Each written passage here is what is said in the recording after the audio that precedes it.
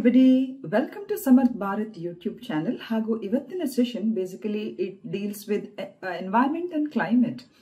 So environment ಅಂತ climate ಅಂತ ಹೇಳುವಂತ ಈ ಸೆಷನ್ ಅಲ್ಲಿ ನಾವು ಏನೆಲ್ಲ ಡಿಸ್ಕಸ್ ಮಾಡ್ಲಿಕ್ಕಿದ್ದೇವೆ.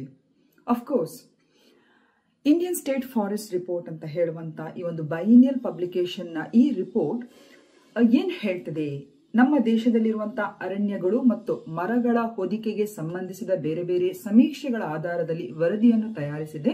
ಸೊ ಈ ವರದಿಯ ಆಧಾರದಲ್ಲಿ ನಾವು ಪ್ರಶ್ನೆಗಳನ್ನು ಹಾಕೊಂಡಿದ್ದೇವೆ. ಹಾಗೆಯೇ ಕರ್ಮಾನ್ ಅಂತ ಹೇಳುವಂತ ಕರ್ಮಾನ್ ರೇಖೆ, ಸೊ ಹೀಗೆ ನಾನಾ ವಿಷಯಗಳು, ಅರೋರಾಸ್ ಅಂತ ಹೇಳುವಂತ ಈ ಒಂದು ವಿಶಿಷ್ಟವಾಗಿರುವಂತಹ ಒಂದು ಪರಿಸರಕ್ಕೆ ಸಂಬಂಧಿಸಿದ ಒಂದು ಸನ್ನಿವೇಶಗಳು. ಸೊ ಹೀಗೆ ನಾನಾ ವಿಷಯಗಳನ್ನು ಇವತ್ತಿನ ಪ್ರಶ್ನೆಯಲ್ಲಿ ಹಾಕೊಂಡಿದ್ದೇವೆ. ಹಾಗೂ ಸಮರ್ಥ ಭಾರತದಲ್ಲಿ ನಾವು ವಿಶಿಷ್ಟ ರೀತಿಯಲ್ಲಿ ಪ್ರತಿ ದಿನಕ್ಕೆ ನಾವು ಪ್ರಶ್ನೆಗಳನ್ನು ಕೂಡ ನಾವು ಮಕ್ಕಳಿಗೆ ಪೋಸ್ಟ್ ಮಾಡ್ತಾ ಇದ್ದೇವೆ. If you check our community post questions for the day ಅಂತ ಹೇಳುವಂತ ಆ ಒಂದು ಪ್ರಶ್ನೆಗಳಲ್ಲಿ ಬಹುತೇಕ ಪ್ರತಿದಿನ ಒಂದು ಪ್ರಶ್ನೆಯನ್ನು ಅಥವಾ ಅದಕ್ಕಿಂತ ಕೆಲವೊಮ್ಮೆ ಹೆಚ್ಚಿನ ಪ್ರಶ್ನೆಗಳನ್ನು ನಾವು ಹಾಕೊಳ್ತೇವೆ. ಹಾಗೂ ಪ್ರತಿಯೊಂದು ಪ್ರಶ್ನೆಗಳು ನಮ್ಮ ಚಾನೆಲ್ ಅಲ್ಲಿ ನಾವು ಡಿಸ್ಕಸ್ ಮಾಡಿದಂತ ಪ್ರಶ್ನೆಗಳ ಆಧಾರದ ಮೇಲೆ ಕೂಡ ಅದು ಆಗಿರ್ತದೆ. ಸೊ ಈ ಪ್ರಶ್ನೆಗಳ ಮೂಲಕ ಸ್ಟೂಡೆಂಟ್ಸ್ಗಳು ನೋಡಿ, ಕಾಂಪಿಟೇಟಿವ್ ಎಕ್ಸಾಮ್ಸ್ ಅಂತ ಹೇಳಿದ್ರೆ ನಿಮ್ಗೆ ಎಷ್ಟು ತಿಳಿದಿದೆ ಅಂತ ಹೇಳುವುದಕ್ಕಿಂತ ಜಾಸ್ತಿಯಾಗಿ ನಿಮ್ ಜೊತೆ ಪರೀಕ್ಷೆಯನ್ನು ತೆಗೆದುಕೊಳ್ಳುವಂತ ಇತರ ಕಾಂಪಿಟೇಟರ್ಸ್ಗಳು ಅಥವಾ ಇತರ ಆಸ್ಪಿರೆಂಟ್ಸ್ಗಳು ಕೂಡ ಆ ಪ್ರಶ್ನೆಯ ಬಗ್ಗೆ ಎಷ್ಟು ಅವರಿಗೆ ನಾಲೆಜ್ ಇದೆ ಅಂತ ಹೇಳುವಂತ ಒಂದು ಮಾಹಿತಿ ನಿಮಗೆ ಸಿಗಬೇಕು. ಸೊ ಈ ಪ್ರಶ್ನೆಗಳ ಮೂಲಕ ನಿಮ್ಗೆ ಈ ರೀತಿಯಾಗಿ ನಿಮ್ಮನ್ನೇ ನೀವು ಲೆವರೇಜ್ ಮಾಡ್ಕೊಳ್ಬಹುದು. ಸೊ ಈ ಪ್ರಶ್ನೆಗೆ ನಾನು ಸರಿ ಉತ್ತರ ಕೊಟ್ಟಿದ್ದೇನೆ, ಇಲ್ಲಿ ಮ್ಯಾಕ್ಸಿಮಮ್ ಸ್ಟೂಡೆಂಟ್ಸ್ ಗಳು ತಪ್ಪು ಉತ್ತರ ಕೊಟ್ಟಿದ್ದಾರೆ. ಸೊ ಈ ರೀತಿ ಸರಿಸುಮಾರು 6ರಿಂದ 7 ಪ್ರಶ್ನೆಗಳು ನಾವು ಹಿಂದೆ ಪೋಸ್ಟ್ ಅಲ್ಲಿ ಹಾಕಿದಂತಹ ಪ್ರಶ್ನೆಗಳನ್ನು ಕೂಡ ತುಂಬಾ ಡೀಟೇಲ್ಡ್ ಆಗಿ ಅಲ್ಲ, ಸರಿ ತಪ್ಪು ಉತ್ತರಗಳು, ಕೆಲವು ಪ್ರಶ್ನೆಗಳಿಗೆ ಹೆಚ್ಚಿನವರು ಸರಿ ಉತ್ತರ ಕೊಟ್ಟಿದ್ರೆ ಇನ್ನು ಕೆಲವು ಕಡೆ ಹೆಚ್ಚಿನವರು ಅದನ್ನು ತಪ್ಪಾಗಿ ಉತ್ತರಿಸಿದ್ದಾರೆ. ಸೊ ಅಂತ ಪ್ರಶ್ನೆಗಳನ್ನು ಒಂದು ಸಣ್ಣ ಪಕ್ಷಿ ನೋಟದ ಮೂಲಕ ನಾವು ಡಿಸ್ಕಸ್ ಮಾಡಿ ಆ ನಂತರ ಪರಿಸರಕ್ಕೆ ಸಂಬಂಧಿಸಿದ ಅನೇಕ ಪ್ರಶ್ನೆಗಳನ್ನು ಕೂಡ ನಾವು ಚರ್ಚೆ ಮಾಡಲಿಕ್ಕಿದೆ. ಹಾಗೂ ಪ್ರೀಮಿಯರ್ ಅಲ್ಲಿ ಭಾಗವಹಿಸುವಾಗ ಹೆಚ್ಚಿನ ಸಂಖ್ಯೆಯಲ್ಲಿ ಭಾಗವಹಿಸಿ ಹಾಗೂ ನಿಮಗೆ ಯಾವ ಕ್ಷೇತ್ರದ ಮೇಲೆ ಹೆಚ್ಚಿನ ಪ್ರಶ್ನೆಗಳು ಬೇಕು ಅಂತ ಹೇಳುವಂತ ನಿಮ್ಮ ಅನಿಸಿಕೆಗಳನ್ನು ಕೂಡ ಅಲ್ಲಿ ನೀವು ವ್ಯಕ್ತಪಡಿಸ್ಕೊಬಹುದು ಅಥವಾ ಮೆಸೇಜ್ ಬಾಕ್ಸ್ ಅಲ್ಲೂ ಕೂಡ ಹಾಕೊಳ್ಬಹುದು. ಯಾರು ಕ್ಷಿಪ್ರಗತಿಯಲ್ಲಿ ನಮಗೆ ಇಂಥ ವಿಷಯಗಳಲ್ಲಿ ಸೆಷನ್ಸ್ ಗಳು ಬೇಕು ಅಂತ ಹಾಕಿದವರ ರಿಕ್ವೆಸ್ಟ್ ಅನ್ನು ಫಸ್ಟ್ ಆಗಿ ನಾನು ಕನ್ಸಿಡರ್ ಮಾಡ್ತೇನೆ. Is it clear? ಸೊ ಇಷ್ಟು ಹೇಳ್ತಾ ಸೆಷನ್ ಅನ್ನು ಕೊನೆಯ ತನಕ ನೋಡ್ಕೊಳ್ಳಿ. ಹಾಗೆ ನಿಮ್ಮ ಅನಿಸಿಕೆ ಅಭಿಪ್ರಾಯಗಳನ್ನು ಕೂಡ ತಿಳಿಸಿ. KPSC ಪ್ರಿಲಿಮ್ಸ್ ಎಕ್ಸಾಮ್ಸ್ ಸ್ವಲ್ಪ ಟೈಮ್ ಮುಂದೆ ಹೋಗಿದೆ, ಸ್ವಲ್ಪ ಅಂದ್ರೆ ತುಂಬಾ ದಿವಸಗಳ ಕಾಲ ಅಲ್ಲ, ಬಟ್ ಡೆಫಿನೆಟ್ ಆಗಿ ನೀವು ಅದಕ್ಕೆ ಒಳ್ಳೆ ರೀತಿಯಲ್ಲಿ ಪ್ರಿಪೇರ್ ಆಗಬೇಕಾಗುತ್ತೆ. ಸೊ ಹಾಗಾಗಿ ನಿಮ್ಮ ಪ್ರಿಪರೇಷನ್ಸ್ಗೆ ಗುಡ್ ಲಕ್ ಹೇಳ್ತಾ ವಿಡಿಯೋವನ್ನು ವಾಚ್ ಮಾಡಿ. Thank you. Hello students, welcome to this session on GK on environment and climate. That is session 9. And before we start this session, we shall have the review of the questions which have been posted on the community.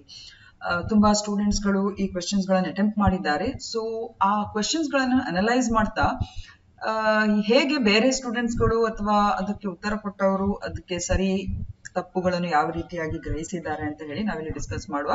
Quick ಆಗಿ ನಾನು finish ಮಾಡುವ. So what colours R commonly seen in Arora? So ಇದರ ಬಗ್ಗೆ ಇವತ್ತಿನ session ಅಲ್ಲೂ ಕೂಡ ಪ್ರಶ್ನೆಯನ್ನು ಹಾಕಿದ್ದೇವೆ. ಸೊ ಅರೋರಾಗಳಲ್ಲಿ ಯಾವ ಬಣ್ಣಗಳು ಸಾಮಾನ್ಯವಾಗಿ ಕಂಡು ಬರ್ತದೆ? ಇದಕ್ಕೆ ಮೆಜಾರಿಟಿ 70% ಅವರು ಅಂದ್ರೆ ಇದಕ್ಕೆ ಆಲ್ರೆಡಿ 46 ಸ್ಟೂಡೆಂಟ್ಸ್ ಗಳು ಇದನ್ನು ಅಟೆಂಪ್ಟ್ ಮಾಡಿದ್ದಾರೆ. So that is a right answer. Green, pink, red, yellow, blue, violet, purple. So ಇವೆಲ್ಲ ಕಾಂಬಿನೇಷನ್ಸ್ ಗಳು ಅರೋರಾಸ್ ಗಳಲ್ಲಿ ಕಂಡು ಬರುವಂತದ್ದು. ಎರಡನೇದಾಗಿ ಹುನರ್ ಸೆ ರೋಜ್ಗಾರ್ ತಕ್ ಅಂತ ಹೇಳುವಂತ ನಮ್ಮ ಹಿಂದಿನ ಗವರ್ಮೆಂಟ್ ಸ್ಕೀಮ್ಸ್ ನಲ್ಲಿ ಮಾಡಿದಂತ ಪ್ರಶ್ನೆ ಮೇಲೆ ನಾನು ಕೆಲವು ಕ್ವೆಶ್ಚನ್ಸ್ ಅನ್ನು ಹಾಕಿದ್ದೇನೆ. Which of the following courses is not offered under the Hunar Se Rozgar Tak scheme ಅಂತ ಹೇಳುವಂತದ್ರಲ್ಲಿ the correct answer is electrician training. ಇದಕ್ಕೂ ಕೂಡ ಮೆಜಾರಿಟಿ ಅವರು ಸರಿ ಉತ್ತರವನ್ನೇ ಕೊಟ್ಟಿದ್ದಾರೆ. ಆಹಾರ ಪಾನೀಯ ಸೇವೆ, ಮನೆಗೆಲ್ಲಸ ಅಂದ್ರೆ ಹೌಸ್ ಕೀಪಿಂಗ್ ಮಾಡುವಂಥದ್ದು, ಹೋಟೆಲ್ ಹಾಸ್ಪಿಟಾಲಿಟಿ ಏರಿಯಾದಲ್ಲಿ, ಬೇಕರಿ ಮತ್ತು ಪ್ಯಾಟಿಸ್ರಿ, ಸೊ ಇದರ ಬಗ್ಗೆ ಎಲ್ಲ ಅವರು ಟ್ರೈನಿಂಗ್ ಕೊಡ್ತಾರೆ. ಬಟ್ ಎಲೆಕ್ಟ್ರಿಷಿಯನ್ ಟ್ರೈನಿಂಗ್ ಈ ಒಂದು ಸ್ಕೀಮ್ ನಡಿಯಲ್ಲಿ ಬರುವುದಿಲ್ಲ.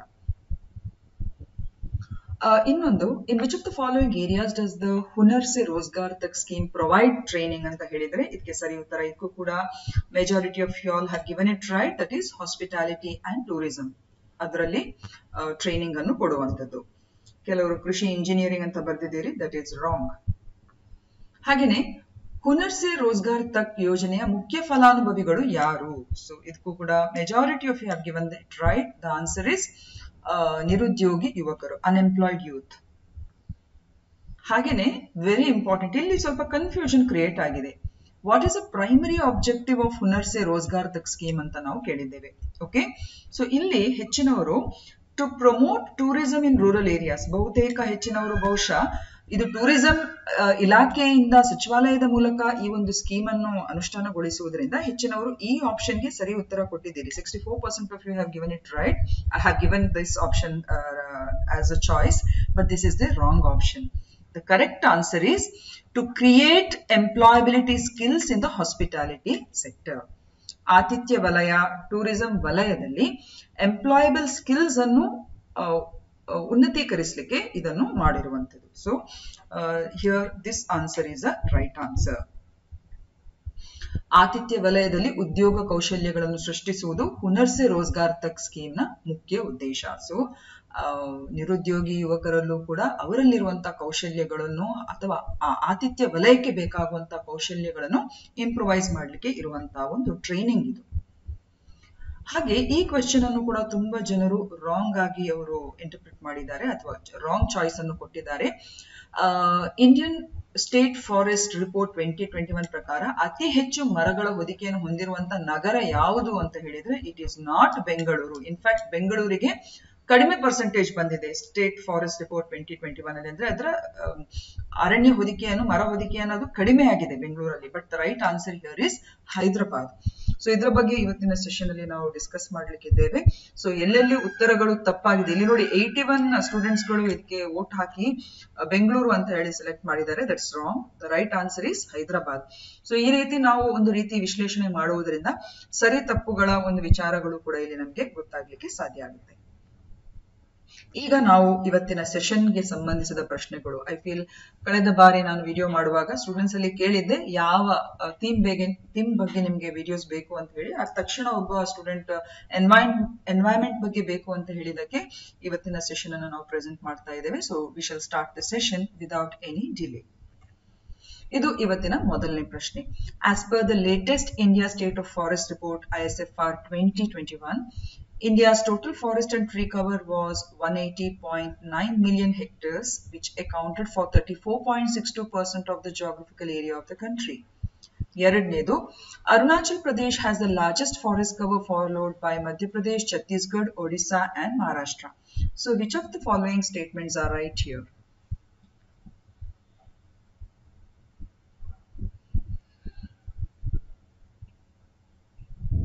ಸೊ ಕಾಂಪಿಟೇಟಿವ್ ಎಕ್ಸಾಮ್ಸ್ ಅಲ್ಲಿ ಈ report, India state of forest report ನ ಕೆಲವೆಲ್ಲ ಹೇಳಿಕೆಗಳು ಕೂಡ ತುಂಬಾನೇ ಇಂಪಾರ್ಟೆಂಟ್ ಆಗಿರ್ತದೆ.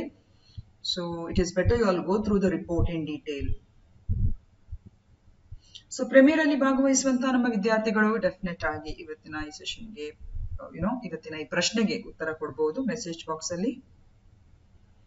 ಓಕೆ, ಇದಕ್ಕೆ ಸರಿ ಉತ್ತರ ಆಪ್ಷನ್ ಡಿ. ಇಲ್ಲಿ ಎರಡೂ ಸ್ಟೇಟ್ಮೆಂಟ್ಸ್ ಗಳು ಕೂಡ ತಪ್ಪಾಗಿದೆ. ಓಕೆ, ಯಾಕೆ ತಪ್ಪಾಗಿದೆ ಅಂತ ಹೇಳಿ ನಾವು ಮುಂದೆ ಡಿಸ್ಕಸ್ ಮಾಡುವ. ನೋಡಿ, the total forest cover is 7,13,789 square kilometer, which is 21.71% of the geographical area of the country. ಇಲ್ಲಿ ಎರಡು ಅಂಶಗಳನ್ನು ನೀವು ನೆನಪಲ್ಲಿ ಇಟ್ಕೊಳ್ಬೇಕು. ಒಂದು, ದೇಶಕ್ಕೆ ಸಂಬಂಧಿಸಿದ ಫಾರೆಸ್ಟ್ ಕವರ್ ಅಂದ್ರೆ ಅರಣ್ಯ ಹೊದಿಕೆ. ಇನ್ನೊಂದು ಟ್ರೀ ಕವರ್ ಅಂತ ಹೇಳಿಬಿಟ್ಟು. ಸೊ ಟ್ರೀ ಕವರ್ ಅಲ್ಲಿ 2.91% ಇದೆ. ಟೋಟಲ್ ಫಾರೆಸ್ಟ್ ಕವರ್ 21.71% ಇದೆ. ಸೊ ಫಾರೆಸ್ಟ್ ಕವರ್ ಅಂದ್ರೆ ಅರಣ್ಯ ಹೊದಿಕೆ. ಸೊ ಅರಣ್ಯ ಹೊದಿಕೆ ಅಂತ ಹೇಳಿದ್ರೆ ನಮ್ಮ ದೇಶದಲ್ಲಿ ಯಾವೆಲ್ಲ ಪ್ರದೇಶಗಳು ಅರಣ್ಯಗಳು ಅಂತ ಹೇಳಿ ನೋಟಿಫೈ ಆಗಿದೆ, ಅದು ಡೆಸಿಡಿಯಸ್ ಉದುರುವ ಅಂದ್ರೆ ಪತನಶೀಲ ಅರಣ್ಯಗಳಿರ್ಬೋದು, ಹಚ್ಚ ಹರಿದ್ವರ್ಣ ಅರಣ್ಯಗಳಿರ್ಬೋದು, ಸೊ ಯಾವುದೇ ರೀತಿಯ ಅರಣ್ಯಗಳಿರ್ಬೋದು. ಸೊ ಅರಣ್ಯಗಳು ಅಂತ ಡೆಸಿಗ್ನೇಟ್ ಆಗಿರುವಂತಹ ಆ ಪ್ರದೇಶವನ್ನು ನಾವು ಫಾರೆಸ್ಟ್ ಅಥವಾ ಫಾರೆಸ್ಟ್ ಕವರ್ ಅಂತ ಹೇಳ್ತೇವೆ. ಸೊ ಅದು ನಮ್ಮ ದೇಶದಲ್ಲಿ 21.71% ನ ಒಂದು geographical area of the country ಅದು ಹೊಂದಿದೆ. ಟ್ರೀ ಕವರ್ ಅಂತ ಹೇಳಿದ್ರೆ ಒಟ್ಟಾರೆ ಮರ ಗಿಡಗಳು ಸುತ್ತಾಗಿ ಎಷ್ಟು ನಮ್ಮ ದೇಶದ geographical area of the country cover ಆಗ್ತದೆ ಅಂತ ಹೇಳಿದ್ರೆ ಇಟ್ ಇಸ್ 2.91%. ಸೊ ಒಟ್ಟಾರೆಯಾಗಿ ನಮ್ಮ ದೇಶದ ISFR ರಿಪೋರ್ಟ್ 2021 ಪ್ರಕಾರ ಫಾರೆಸ್ಟ್ ಕವರ್ ಮತ್ತು ಟ್ರೀ ಕವರ್ ಒಟ್ಟು ಸೇರಿ 24.62%. ಅಂದ್ರೆ ಈ ಎರಡು ಒಟ್ಟಾಗಿ ನಾವು ಗಣನೆಗೆ ತೆಗೆದುಕೊಂಡ್ರೆ forest and tree cover total ಆಗಿ ನಮ್ಮ ದೇಶದಲ್ಲಿ 80.9 million hectares, which accounts to 24.62% of the geographical area of the country. So ಪ್ರಶ್ನೆಗಳನ್ನು ಸರಿಯಾಗಿ ಅರ್ಥ ಮಾಡಿಕೊಂಡು ನೀವು ಯೋಚನೆ ಮಾಡಬೇಕು. Total forest and tree cover of the country ನಮ್ಮ ದೇಶದ 24.62% geographical area of the country ಆಗಿರ್ತದೆ. ಟ್ರೀ ಕವರ್ ಮಾತ್ರ ಅಂತ ಹೇಳಿದ್ರೆ 2.91%, ಫಾರೆಸ್ಟ್ ಕವರ್ ಮಾತ್ರ ಅಂತ ಹೇಳಿದ್ರೆ ಅದು 21.71%. ಸೊ ಈ ಒಂದು ಡಿಫರೆನ್ಸ್ ಅನ್ನು ನೀವು ಅರ್ಥ ಮಾಡ್ಕೊಳ್ಬೇಕು. ಸೊ ಹಾಗಾಗಿ ಇಲ್ಲಿ ಸ್ಟೇಟ್ಮೆಂಟ್ ಒಂದು ತಪ್ಪಾಗಿದೆ. ಯಾಕೆ ಸ್ಟೇಟ್ಮೆಂಟ್ ಒಂದು ತಪ್ಪಾಗಿದೆ? ಡೆಫಿನೆಟ್ ಆಗಿ ಇದು 34.62% ಅಂತ ನಾವು ಹೇಳಿದ್ದೇವೆ. Total forest and tree cover ಒಟ್ಟು ಸೇರಿದ್ರೆ ಅದು 34.62 ಅಂತ ಹೇಳಿದ್ದೇವೆ. That is wrong. ಯಾಕಂತ ಹೇಳಿದ್ರೆ ಅಲ್ಲಿ ಎಷ್ಟಾಗುತ್ತೆ ಹೇಳಿ? ಟೋಟಲ್ ಆಗಿ 24.62%. ಸೊ ಹಾಗಾಗಿ ಅಲ್ಲಿ ಸ್ಟೇಟ್ಮೆಂಟ್ ತಪ್ಪಾಗಿದೆ. ಎರಡನೇ ಸ್ಟೇಟ್ಮೆಂಟ್ ನಾವಲ್ಲಿ ಅರುಣಾಚಲ್ ಪ್ರದೇಶ್ ಅಂತ ಹೇಳಿದ್ದೇವೆ. Has the largest forest cover. That's wrong. Madhya Pradesh has the largest forest cover, which is followed by Arunachal Pradesh, Chhattisgarh, Odisha and Maharashtra. So ಹಾಗಾಗಿ ಅಲ್ಲಿ ಕೂಡ ಸ್ಟೇಟ್ಮೆಂಟ್ ಅದು ತಪ್ಪಾಗಿದೆ. ಹಾಗೂ the Indian Forest Policy 1988 aims for at least 33% of the total geographic area to be under forest to maintain ecological stability. ಇನ್ನೊಂದು ವಿಷಯ, ಈಗ ನಮ್ಮಲ್ಲಿ ಟೋಟಲ್ ಆಗಿ 24 ಫಾರೆಸ್ಟ್ ಕವರ್ 21.71% ಇದೆ ಅಂತ ನಾವು ಹೇಳ್ತಾ ಇದ್ದೇವೆ, ಹೌದಾ ಅಲ್ವಾ? ಅದೇ ನಮ್ಮ ಭಾರತದ ರಾಷ್ಟ್ರೀಯ ಅರಣ್ಯ ನೀತಿ 1988 ಏನ್ ಹೇಳ್ತದೆ ಅಂತ ಹೇಳಿದ್ರೆ, ನಮ್ಮ ಒಟ್ಟಾರೆಯಾಗಿ ಪರಿಸರದ ಸುಸ್ಥಿರತೆಯನ್ನು ಕಾಪಾಡಿಕೊಳ್ಳಿಕ್ಕೆ ನಮ್ಮ ದೇಶದ ಇಡೀ ಭೌಗೋಳಿಕ ಪ್ರದೇಶದ ಅಟ್ಲೀಸ್ಟ್ 33% ಪ್ರದೇಶ ಅರಣ್ಯದಲ್ಲಿರಬೇಕು ಅಂತ ಹೇಳುವಂತ ಗುರಿಯನ್ನು ಹೊಂದಿದೆ. ಆದ್ರೆ ನಮ್ದೀಗ ಎಷ್ಟಿದೆ ಹೇಳಿ? 21.71% ಇರುವಂತದ್ದು.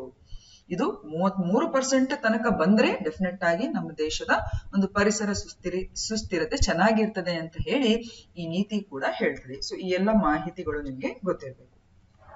ಈಗ ಆಗ್ಲೇ ನಾವು ಹೇಳಿದ್ದೇವೆ ಲಾರ್ಜೆಸ್ಟ್ ಫಾರೆಸ್ಟ್ ಕವರ್ ನಮ್ಮ ದೇಶದಲ್ಲಿ ಮಧ್ಯಪ್ರದೇಶ್, ನಂತರದ ಸ್ಥಾನದಲ್ಲಿ ಅರುಣಾಚಲ್ ಪ್ರದೇಶ್, ಛತ್ತೀಸ್ಗಢ, ಒಡಿಸ್ಸಾ ಮತ್ತು ಮಹಾರಾಷ್ಟ್ರ.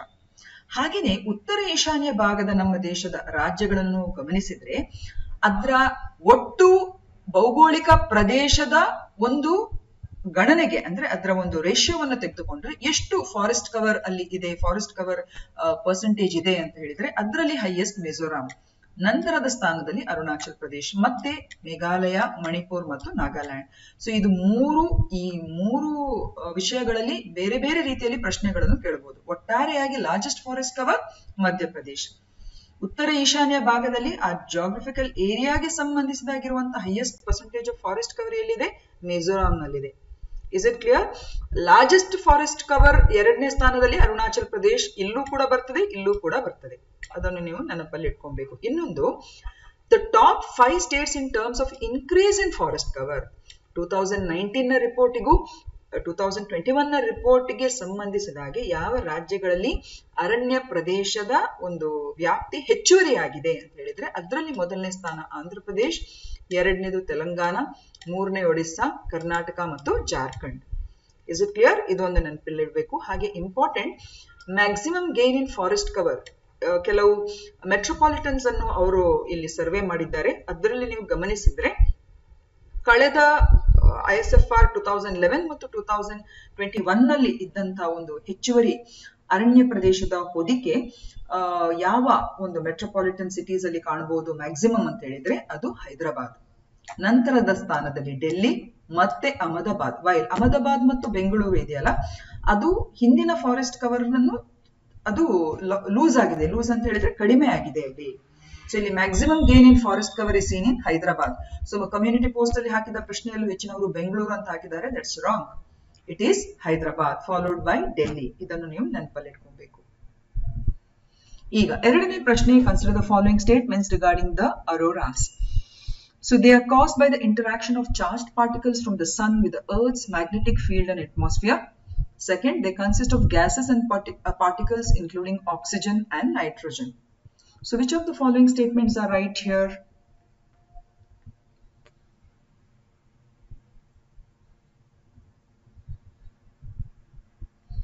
Okay, ಇಲ್ಲಿ ಸರಿ ಉತ್ತರ. Both the statements are right. ಭೂಮಿಯ ಕಾಂತಕ್ಷೇತ್ರ ಮತ್ತು ವಾತಾವರಣದೊಂದಿಗೆ ಸೂರ್ಯನ ಚಾರ್ಜ್ಡ್ ಕಣಗಳು ಪರಸ್ಪರ ಕ್ರಿಯೆಯಿಂದ ಉಂಟಾಗುವಂತ ಅಂದ್ರೆ ಇಂಟರಾಕ್ಷನ್ ಇಂದ ಉಂಟಾಗುವಂತ ಒಂದು ಸನ್ನಿವೇಶ, ಒಂದು ಅಟ್ಮಾಸ್ಫಿಯರಿಕ್ ಫೆನಾಮಿನಾ ಅಂತ ಹೇಳ್ಬೋದು. ಅದನ್ನೇ ನಾವು ಅರೋರಾಸ್ ಅಂತ ಹೇಳೋದು. ಹಾಗೂ ಇದು ಆಮ್ಲಜನಕ ಮತ್ತು ಸಾರಜನಕ ಸೇರಿದಂತೆ ಅನಿಲಗಳು ಮತ್ತು ಕಣಗಳನ್ನು ಸಹ ಒಳಗೊಂಡಿರ್ತದೆ. So both the statements are right here. So statement 1 is right. So ಎರಡನೇದು ಕೂಡ ನಾವು ಹೇಳಿ ಆಗಿದೆ. So definitely statement 2 also is right. And the collision of these particles with the atmosphere release energy in the form of light. So ಯಾವಾಗ ವಾತಾವರಣದೊಂದಿಗೆ ಈ ಕಣಗಳಲ್ಲಿ ಜರುಗುವಂತಹ ಘರ್ಷಣೆಯು ಬೆಳಕಿನ ರೂಪದಲ್ಲಿ ಶಕ್ತಿಯನ್ನು ಈ ರೀತಿಯಾಗಿ ಬಿಡುಗಡೆ ಮಾಡ್ತದೆ. ಕಲರ್ಫುಲ್ ಲೈಟ್ಸ್ ಆಗಿ ಈ ರೀತಿ ನಮಗೆ ಗೋಚರ ಆಗುವಂಥದ್ದು. ಸೊ ಕಾಮನ್ಲಿ ಯಾವೆಲ್ಲ ಬಣ್ಣಗಳು ಈ ಅರೋರಾಗಳಲ್ಲಿ ಕಂಡು ಬರ್ತದೆ ಅಂತ ಹೇಳಿದ್ರೆ green, red, pink, blue, purple, yellow, white, with green being the most prevalent due to the excitation of oxygen molecules at the lower altitudes, while other colors result from interactions with different gases and varying altitudes. Okay, next ಈಗ ಅರೋರಾಸ್ ಅಂತ ಹೇಳುವಾಗ ಅಲ್ಲಿ ಎರಡು ರೀತಿಯ ಅಂಶಗಳು ಕಂಡು ಬರ್ತದೆ.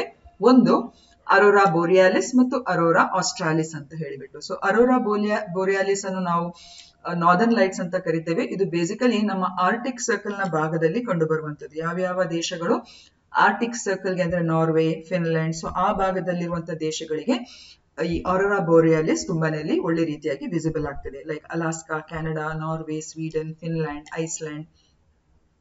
ಹಾಗೇನೆ ಅರೋರಾ ಆಸ್ಟ್ರೇಲಿಯಸ್ ಅನ್ನು ಸದರ್ನ್ ಲೈಟ್ಸ್ ಅಂತ ಕರಿತೇವೆ. ಇದು ಬೇಸಿಕಲಿ ಸದರ್ನ್ ಹೆಮಿಸ್ಫಿಯರ್ ಅಂದ್ರೆ ಅಂಟಾರ್ಟಿಕ್ ಸರ್ಕಲ್ ನ ಭಾಗದಲ್ಲಿರುವಂತಹ ರೀಜನ್ಸ್ ಅಲ್ಲಿ ಕಂಡು ಬರುವಂತದ್ದು. ಸೊ ಇಲ್ಲಿ ಬೆಸ್ಟ್ ಆಗಿ ಇದು ತಾಸ್ಮೇನಿಯಾದ ಕೆಲ ಭಾಗಗಳಲ್ಲಿ, ನ್ಯೂಜಿಲೆಂಡ್, ಅಂಟಾರ್ಟಿಕಾ ಮತ್ತು ಸದರ್ನ್ ಅಮೆರಿಕಾದ ಕೆಲವು ದಕ್ಷಿಣ ಭಾಗದಲ್ಲಿರುವಂತಹ ಭಾಗಗಳಲ್ಲಿ ಇದು ಕಂಡು ಬರುವಂತದ್ದು. ಓಕೆ, ಈಗ ಮೂರನೇ ಪ್ರಶ್ನೆ, which one of the following best describes the Karman line?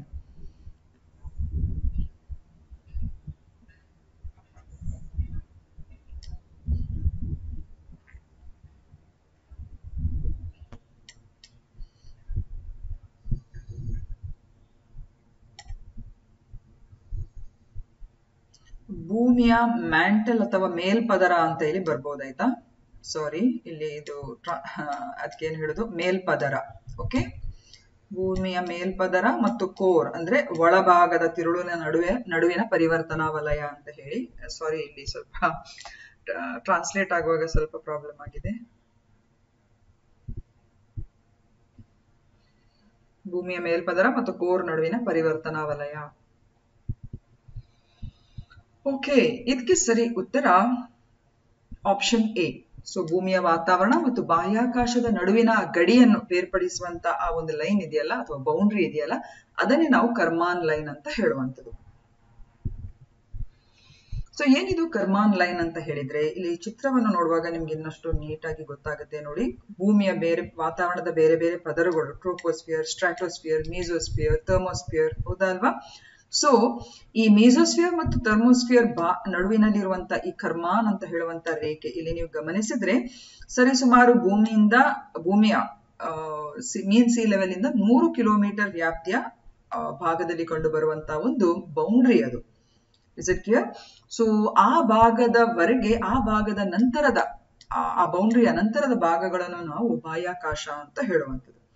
Is it clear? ನಮ್ಮ ಸ್ಪೇಸ್ ಸ್ಟೇಷನ್ಸ್ ಗಳಿರ್ಬೋದು, ಮತ್ತೆ ಇಲ್ಲಿವರೆಗೆ ಏರ್ಕ್ರಾಫ್ಟ್ಸ್ ಗಳು ಉಡಾವಣೆ ಮಾಡ್ಲಿಕ್ಕೆ ಅಂದ್ರೆ they can fly, but beyond Karman line ಅದು ಮಾಡ್ಲಿಕ್ಕೆ ಅದಕ್ಕೆ ಪ್ರೊಪಲ್ಷನ್ ಸಿಸ್ಟಮ್ಸ್ ಗಳು ಬೇಕಾಗುತ್ತೆ. ಲೈಕ್ ರಾಕೆಟ್ ಇತ್ಯಾದಿಗಳು ಮಾತ್ರ ಈ ಒಂದು ಕರ್ಮಾನ್ ಲೈನ್ ಅನ್ನು ದಾಟಿ ಮುಂದೆ ಹೋಗುವಂತ ಶಕ್ತತೆಯನ್ನು ಇರುವಂತದ್ದು. Because they are propelled from the earth surface.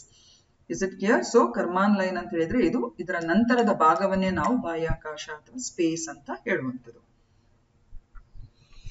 So Karman line is basically a boundary that is 62 miles or 100 kilometers, which is above the mean sea level that borders the Earth's atmosphere and the outer space. Is it clear? So it roughly marks the altitude where traditional aircrafts can no longer effectively fly. So ವಿಮಾನಗಳು ಇದರ beyond ಅಥವಾ ಇದರ ನಂತರ ಇದಕ್ಕೆ ಹಾರಾಡ್ಲಿಕ್ಕೆ ಆಗುವುದಿಲ್ಲ. ಯಾಕಂದ್ರೆ ಹಾರಾಡ್ಬೇಕಂತ ಹೇಳಿದ್ರೆ it requires a propulsion system. So anything traveling above the Karman line always needs a propulsion system. So ಭೂಮಿಯ ಗುರುತ್ವಾಕರ್ಷಣ ಶಕ್ತಿಯನ್ನು ಮೀರಿ ದಾಟುವಂತಹ ಒಂದು propulsion system ಅದಕ್ಕೆ ಬೇಕಾಗುತ್ತೆ. And the Karman line, which is commonly recognized as a boundary between the Earth's atmosphere and outer space. So Karman ರೇಖೆ ಅಂತ ಹೇಳಿದ್ರೆ ಇದು ಭೂಮಿಯ ವಾತಾವರಣ ಮತ್ತು ಬಾಹ್ಯಾಕಾಶದ ನಡುಭಾಗದಲ್ಲಿರುವಂತಹ ಒಂದು ಸಪರೇಟ್ ಮಾಡುವಂತಹ ಒಂದು ಬೌಂಡ್ರಿ ಲೈನ್ ಅದು. ಹಾಗೂ ಕರ್ಮಾನ್ ಅಂತ ಯಾಕೆ ಹೆಸರು ಅಂತ ಹೇಳಿದ್ರೆ ಇದನ್ನು Hungarian American engineer physicist Theodore von Karman ಅವರು ಇದನ್ನು ಈ ಒಂದು ಬೌಂಡ್ರಿಯನ್ನು ಅವರು ತಮ್ಮ ರಿಸರ್ಚ್ ನ ಮೂಲಕ ಕಂಡು ಹಿಡಿದಿರುವಂತದ್ದು. He is credited with establishing the concept of this boundary, and that is why it is named after his name, that is Karman line. ನಾಲ್ಕನೇ ಪ್ರಶ್ನೆ, Green Party which can be heard in news is related to which of the following country? Green Party.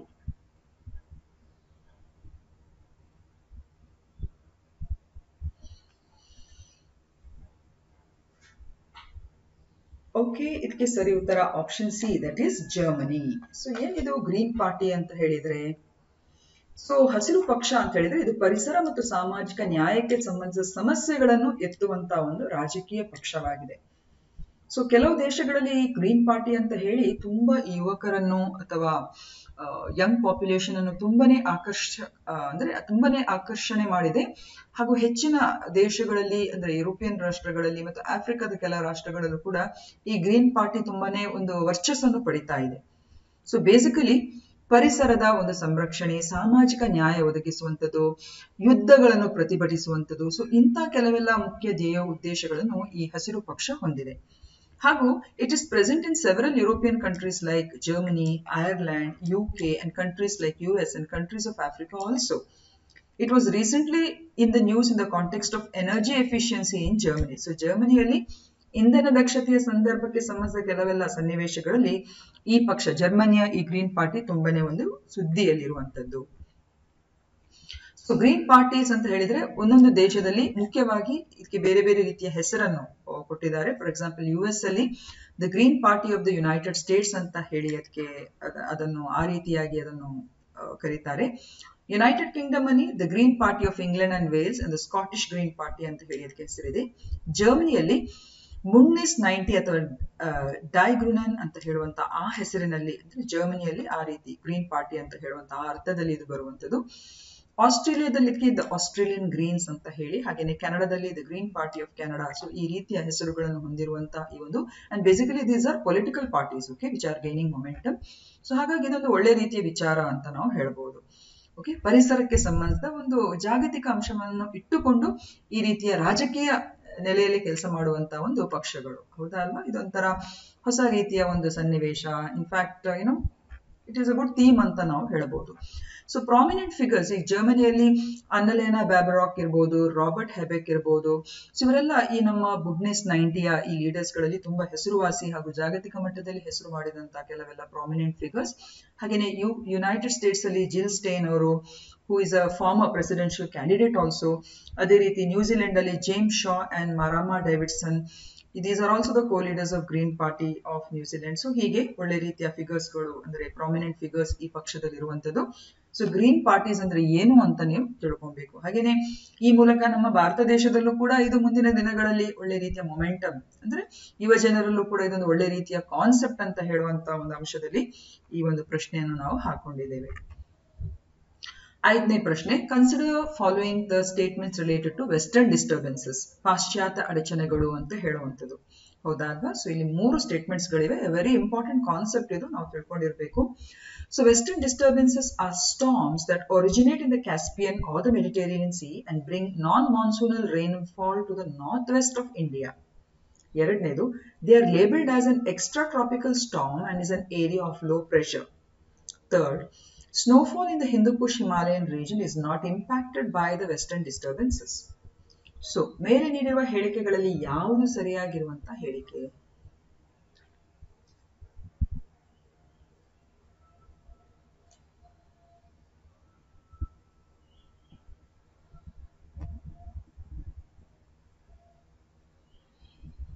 Okay, ಇದಕ್ಕೆ ಸರಿ ಉತ್ತರ option A. Definitely ಪಾಶ್ಚಾತ್ಯ ಅಡಚಣೆಗಳು ಅಂತ ಹೇಳಿದ್ರೆ ಇದು ಮುಖ್ಯವಾಗಿ ನಮ್ಮ ಮೆಡಿಟರೇನಿಯನ್ ಸಮುದ್ರದಲ್ಲಿ ಹುಟ್ಟಿ, ಅಥವಾ ಕೆಲವೊಮ್ಮೆ ಕ್ಯಾಸ್ಪಿಯನ್ ಸಮುದ್ರದಲ್ಲಿ, ಮುಖ್ಯವಾಗಿ ಮೆಡಿಟರೇನಿಯನ್ ಸಮುದ್ರ, ಅದರ ಕೆಲವೊಮ್ಮೆ ಕ್ಯಾಸ್ಪಿಯನ್ ಸಮುದ್ರದಲ್ಲಿ ಹುಟ್ಟಿ ಆನಂತರ ಕಪ್ಪು ಸಮುದ್ರದ ಮೂಲಕ ಅದು ಈ ಕಡೆ ಭಾರತದ ಕಡೆಗೆ ಚಲಿಸುವಂತಹ ಒಂದು ಮಾರುತ. ಅದು ಪಾಶ್ಚಾತ್ಯ ಅಡಚಣೆಗಳು, ಇಂಗ್ಲಿಷ್ ನಲ್ಲಿ ಅದಕ್ಕೆ ನಾವು ವೆಸ್ಟರ್ನಲ್ ಡಿಸ್ಟರ್ಬೆನ್ಸಸ್ ಅಂತ ಹೇಳ್ತೇವೆ. ಹಾಗೇನೆ ಇವುಗಳನ್ನು ಹೆಚ್ಚುವರಿ ಉಷ್ಣವಲಯದ ಚಂಡಮಾರುತ ಎಂದು ಅದನ್ನು ಕರಿತೇವೆ. ಹಾಗೆ ಇದು ಕಡಿಮೆ ಒತ್ತಡದ ಲೋ ಪ್ರೆಷರ್ ಏರ್ ಸಿಸ್ಟಮ್ಸ್ಗಳು ಆಗಿರ್ತದೆ. ಹಾಗೇನೆ ಹಿಂದೂಕುಷ್ ಹಾಗೂ ಹಿಮಾಲಯ ಪರ್ವತ ಶ್ರೇಣಿಯಲ್ಲಿರುವಂತಹ ಹಿಮಪಾತ ಹಾಗೂ ಮಳೆಗೆ ಸಂಬಂಧಿಸಿದ ವಿಷಯಗಳಿಗೆ ಈ ಪಾಶ್ಚಿಮಾತ್ಯ ಅಡಚಣೆಗಳು ಪ್ರಭಾವಿತವಾಗಿದೆ. Snowfall and rainfall in the Hindu Kush Himalayan regions is impacted by the western disturbances. So ಚಳಿಗಾಲದಲ್ಲಿ ಆ ಭಾಗಗಳಿಗೆ ನಮ್ಮ ದೇಶದ ರಾಜಸ್ಥಾನ, ಹರಿಯಾಣ, ಜಮ್ಮು ಕಾಶ್ಮೀರ್ ಹಾಗೆ ಉತ್ತರಾಖಂಡ್ ಆ ಭಾಗದಲ್ಲಿ ಮಳೆ ಮತ್ತು ಸ್ನೋಫಾಲ್ ಆಗಲಿಕ್ಕೆ ಈ ವೆಸ್ಟರ್ನ್ ಡಿಸ್ಟರ್ಬೆನ್ಸಸ್ಗಳು ತುಂಬಾನೇ ಪ್ರಭಾವಿತವಾಗಿದೆ. It influences it a lot. So ಹಾಗಾಗಿ ಇಲ್ಲಿ ಪ್ರಭಾವಿತವಾಗಿಲ್ಲ ಅಂತ ಹೇಳಿದ್ದೇವೆ. ಸೊ ಹಾಗಾಗಿ ಅಲ್ಲಿ ಮೂರನೇ ಸ್ಟೇಟ್ಮೆಂಟ್ ತಪ್ಪಾಗಿದೆ. So definitely statement A is correct. So ಇಲ್ಲಿ ಚಿತ್ರದ ಮೂಲಕ ನಿಮ್ಗೆ ಇನ್ನಷ್ಟು ಅರ್ಥ ಮಾಡ್ಕೊಳ್ಳುವಂತ ಪ್ರಯತ್ನ ಮಾಡುವ, ಆಗ ನಿಮ್ಗೆ ಅದು ಕ್ಲಾರಿಟಿ ಸಿಗ್ತದೆ. ನೋಡಿ, ಇಲ್ಲಿ ಮೆಡಿಟರೇನಿಯನ್ ಸಮುದ್ರದಲ್ಲಿ ಮುಖ್ಯವಾಗಿ ಇದು ಹುಟ್ಕೊಳ್ಳುವಂಥದ್ದು. ಅರ್ಥ ಆಯ್ತಲ್ಲ? ಸೊ ಮುಖ್ಯವಾಗಿ ಇದು ಮೆಡಿಟರೇನಿಯನ್ ಸಮುದ್ರದಲ್ಲಿ ವೆಸ್ಟರ್ನ್ ಡಿಸ್ಟರ್ಬೆನ್ಸಸ್ಗಳು ಹುಟ್ಟಿ ಕೆಲವೊಮ್ಮೆ ಕಪ್ಪು ಸಮುದ್ರ, ಅದರ ಮೂಲಕ ಕ್ಯಾಸ್ಪಿಯನ್ ಸಮುದ್ರದಲ್ಲೂ ಕೂಡ ಅದರ ಹ್ಯೂಮಿಡಿಟಿಯನ್ನು ಅದು ಎತ್ತಿಕೊಂಡು ಈ ರೀತಿಯಾಗಿ ಬರ್ತದೆ. Is it clear? ಪೂರ್ವಾಭಿಮುಖವಾಗಿ ಭಾರತದ ಕಡೆ ಅಂತ ಹೇಳಿದ್ರೆ ಈ ಕಡೆ Iraq, Turkmenistan, Uzbekistan, Pakistan, Afghanistan. So ಆ ಭಾಗದಲ್ಲಿ ಬಂದು ಭಾರತ ಅಂತ ಹೇಳುವಾಗ ಭಾರತದ ಈ ಭಾಗಗಳಿಗೆ, ಆ ಕಡೆ ರಾಜಸ್ಥಾನದ ಬಹುಮುಖ್ಯ ಭಾಗಗಳು, ಉತ್ತರಾಖಂಡ್, ಜಮ್ಮು ಕಾಶ್ಮೀರದ ಆ ಭಾಗಗಳಲ್ಲಿ ಇದು ನಮ್ಮ ದೇಶದಲ್ಲಿ ಚಳಿಗಾಲದಲ್ಲಿ ಅಂದ್ರೆ ನವೆಂಬರ್ ಡಿಸೆಂಬರ್ ಆ ಕಾಲಾವಧಿಯಲ್ಲಿ ಮಳೆ ಬೀಳಲಿಕ್ಕೆ ಇದು ತುಂಬಾನೇ ಪ್ರೇರಣೆ ಕೊಡುವಂತಹ ಒಂದು ಮಾರುತಗಳು, ಪಾಶ್ಚಿಮಾತ್ಯ ಮಾರುತಗಳು. ಹಾಗೇನೆ ಹಿಮಾಲಯನ್ ಭಾಗಗಳಲ್ಲಿ ಸ್ನೋಫಾಲ್ ಆಗ್ಲಿಕ್ಕೂ ಕೂಡ ಈ ವೆಸ್ಟರ್ನ್ ಡಿಸ್ಟರ್ಬೆನ್ಸಸ್ಗಳು ತುಂಬಾನೇ ಕಾರಣೀಭೂತ ಆಗಿದೆ. ಸೊ ಇದೊಂದು ವಿಜುವಲ್ ಇಮೇಜ್ ನಿಮ್ಗೆ ಇಲ್ಲಿ ಕೊಟ್ಟಿದ್ದೇವೆ. ಸೊ ಇದನ್ನು ಹೇಳ್ತಾ ಈ ಮುಂದಿನ ವಿಷಯಗಳನ್ನು ನಾವು ಡಿಸ್ಕಸ್ ಮಾಡುವ. So western disturbances are storms that originate basically in the Mediterranean Sea, but also in the Caspian Sea, and also brings non-monsoonal rainfall to the northwest India. Is it clear? So northwest India ಅಂತ ಹೇಳಿದ್ರೆ ವಾಯುವ್ಯ ಭಾರತಕ್ಕೆ ಇದು ಮಳೆಯನ್ನು ತರುವಂತ ಒಂದು monsoon ಅಲ್ಲದ ಮಳೆ ಅಂತ ಹೇಳಿದ್ರೆ ಯೂಶುವಲಿ ಹೆಚ್ಚಿನ ದೇಶದ ಎಲ್ಲ ಭಾಗಗಳಲ್ಲಿ ಈ ಸೌತ್ ವೆಸ್ಟ್ ಮಾನ್ಸೂನ್ಸ್ಗಳು ಏನು ಮಳೆಯನ್ನು ತರುವಂತದ್ದು. ಆದ್ರೆ ಈ ಭಾಗದಲ್ಲಿ ಮಾತ್ರ ಇದು ನಾನ್ ಮಾನ್ಸೂನ್ ಅಲ್ಲದ ಮಳೆಯನ್ನು ಈ ವೆಸ್ಟರ್ನ್ ಡಿಸ್ಟರ್ಬೆನ್ಸಸ್ ತರುವಂತದ್ದು. ಆ ಅರ್ಥದಲ್ಲಿ ಇಲ್ಲಿ ಈ ರೀತಿ ಹಾಕಿದೆ. ಸೊ ಹಾಗಾಗಿ ಸ್ಟೇಟ್ಮೆಂಟ್ 1 ಇಸ್ ರೈಟ್.